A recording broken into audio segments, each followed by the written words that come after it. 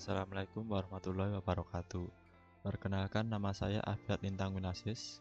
Saya berasal dari Universitas Duta Bangsa.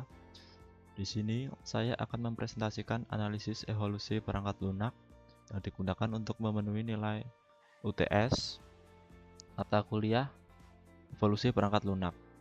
Di sini saya mengambil paper dengan judul pengembangan perangkat lunak menggunakan evolutionary prototyping dengan studi kasus proyek CITINA.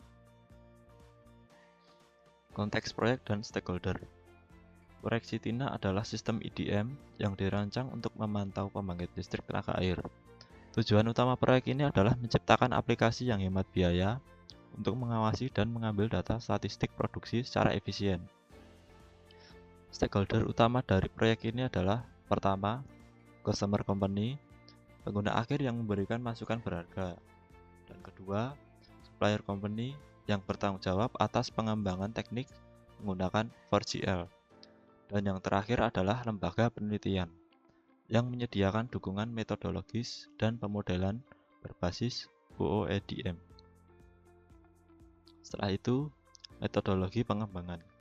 Metode ini memastikan sistem dapat terus berkembang sesuai kebutuhan pengguna. Proyek CITINA menggunakan evolutionary prototyping untuk iterasi yang cepat. Setelah itu, metode ini memberikan fleksibilitas yang tinggi.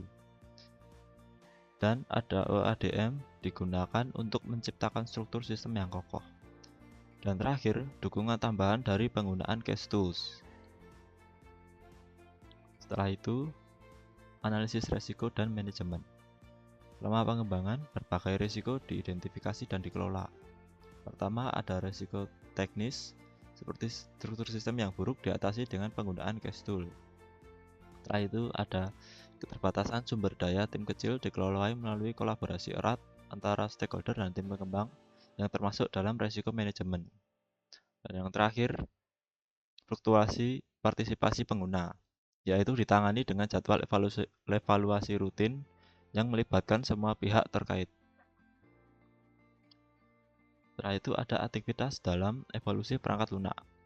Proyek CITINA mencakup beberapa aktivitas utama dalam proses evolusi perangkat lunak, seperti analisis perubahan, yaitu feedback pengguna dikumpulkan untuk memahami kebutuhan yang berkembang. Dan ada iterasi dan pengembangan. Setiap prototipe baru memperkenalkan fitur tambahan atau perbaikan berdasarkan masukan pengguna.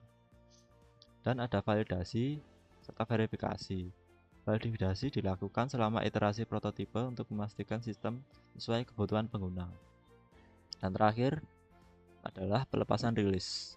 Setiap rilis prototipe dengan 4 total mencerminkan kemajuan sistem yang adaptif terhadap perubahan kebutuhan. Lalu dampak jangka panjang. Yang pertama, sistem ini meningkatkan efisiensi operasional dan membantu dalam pengembalian keputusan berbasis data yang termasuk dalam efisiensi operasional. Dan kedua, ada adaptabilitas sistem. Adaptabilitas sistem terhadap kebutuhan pengguna yang terus berkembang menunjukkan keberhasilan pendekatan evolusi perangkat lunak. Dan yang terakhir adalah wawasan baru. Proyek ini juga memberikan wawasan baru tentang penerapan OOEDM dalam pengembangan berbasis prototyping. Dan yang terakhir adalah kesimpulan. Yang pertama, iterasi cepat dan feedback pengguna, kunci keberhasilan dalam evolusi perangkat lunak. Yang kedua, kombinasi metode evolutionary prototyping dan OODM memperkuat struktur sistem.